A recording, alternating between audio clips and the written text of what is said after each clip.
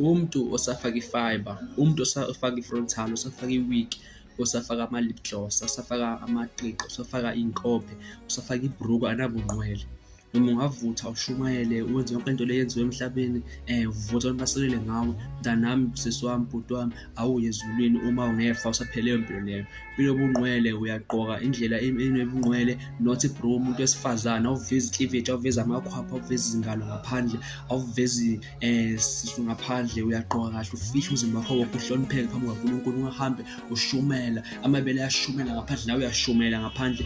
Makube kodwa ubunqwele, asibe ningqwele njengoba usibizile engqwele.